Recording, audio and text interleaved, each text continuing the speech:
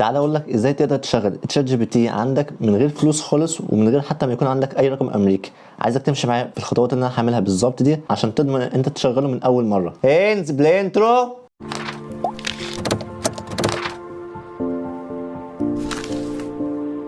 السلام عليكم، ايه الاخبار؟ مبدئيا كده احنا عندنا مشكلتين. اول مشكله وهو ان الاداه دي ما بتشتغلش في الدول العربيه، فاحنا عايزين نحمل حاجه بحيث نقنع بيها التشات جي بي تي ان احنا فاتحين الجهاز بتاعنا من اي دوله تانية غير الدول العربيه. اي جهاز عندنا ليه رقم، الرقم ده اسمه الاي بي ادرس. الاي بي ادرس ده بيعبر او بيحدد المكان الجهاز بتاعك، فاحنا هنحمل حاجه بحيث يغير الرقم ده عشان يفهم التشات جي بي تي ان احنا فاتحين الجهاز بتاعنا من دوله تانية غير الدول العربيه. فهاجي كده اهو على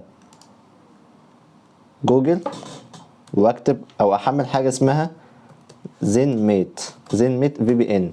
تمام، اخش على اول لينك عندي، بعد كده ادوس اد تو كروم، بعد كده اد اكستنشن.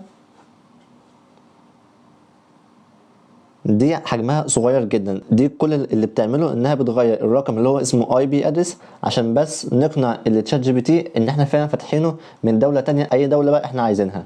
بعد كده ادوس هنا فوق، بعد كده هنا استنى شويه، ادوس تحت على كلوز. هو هنا محدد الدوله اللي هي انها المانيا. تمام، هدوس عليها واغيرها واخليها يونايتد ستيت.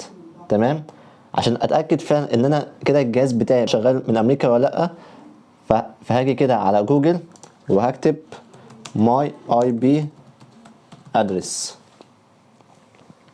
اختار هنا اول لينك، هتلاقي هنا مكتوب تحت الكانتري يونايتد ستيت، فانا كده فعلا بقيت فاتح الجهاز بتاعي يعتبر من امريكا. تمام، دي كده حل اول مشكله. نيجي بقى نفتح التشات جي بي تي، تشات جي بي تي، اخش على اول لينك عندي، بعد كده ادوس تحت تراي تشات جي بي تي، استناه يحمل. هنا هو بيقول لك ان الموقع تقيل او الموقع عليه ضغط، فهنا انت قدامك حل من الحلين. يا اما تفتح الموقع في وقت بدري، يعني انا مثلا لما كنت بفتحه مثلا على الساعه 6 7 او مثلا 8 كان بيشتغل معايا كويس جدا. تمام، او تعمل للصفحه ريلود من فوق هنا على الشمال. تمام، تقعد تعمل كل شويه كده ريلود لغايه ما يفتح معاك. تمام، هتيجي تدوس ساين اب، بعد كده هتكتب الايميل بتاعك. ممكن تكتب ايميل الجيميل بتاعك، تمام، او ممكن تجيب ايميل تاني وهمي.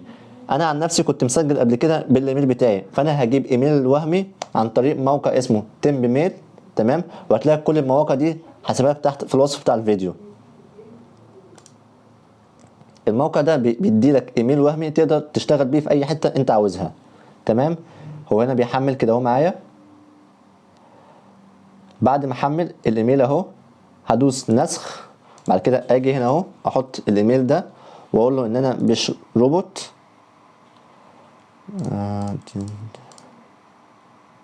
بعد كده فيريفاي. تمام، بعد كده ادوس كونتينيو،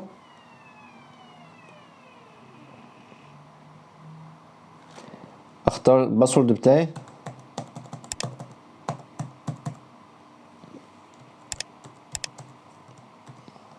تمام كده، بعد كده كونتينيو، يحمل معايا. هنا هو كده بعت لي لينك على الايميل اللي انا حطيته بحيث اروح وادوس على اللينك ده واعمل فيريفيكيشن على الايميل ده.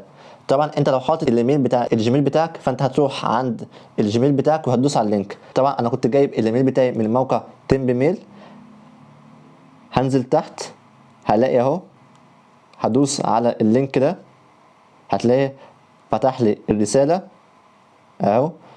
هدوس هنا فيريفاي ايميل ادرس. تمام، بيحمل معايا،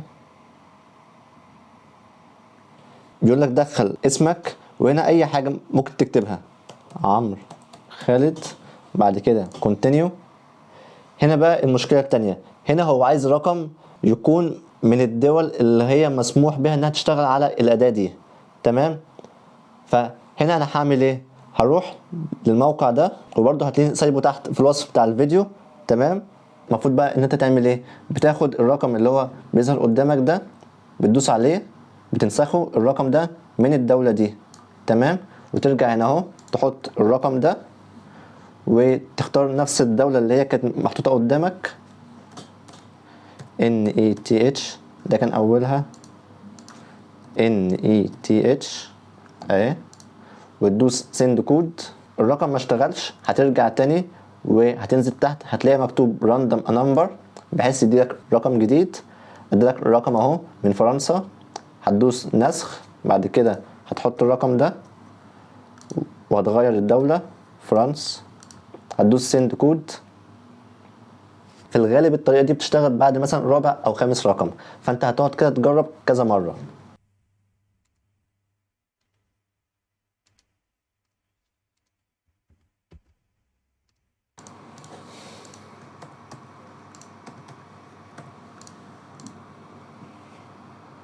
الرقم ده اشتغل معانا وهو بعت لي عليه كود. تمام. هرجع تاني للرقم اللي انا كنت شغال بيه اخر مره. المفروض ان الكود هيجي هنا اهو. تمام. هعمل هنا ابديت اهو، الكود اهو، هدوس عليه وانسخه، اجي هنا احطه، بيحمل معايا، ادوس هنا نيكست نيكست دان. كده التشات جي بي تي اشتغل معايا. تعال كده نجربه. مثلا tell me 5 jokes، انتر، وهنا هو كده بيديني 5 نكت. تمام. ممكن مثلا اقول له اي حاجه تاني بالعربي، ستوب،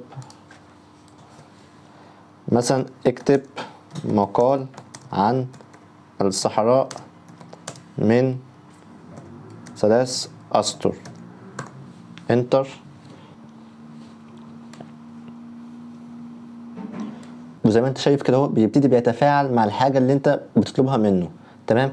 كل الكلام اللي احنا عملناه ده بيتعمل اول مرة بس. دلوقتي انت متاح ليك تفتحه في اي وقت، مش هتلاقيه بيقول لك ان الموقع تقيل او حاجة. فحاول بس اول مرة هتيجي تفتح فيه الموقع ده وتيجي تشتغل الخطوات دي، افتحه بدري شوية، هتلاقي الموضوع معاك اسهل بكتير. انا خلصت.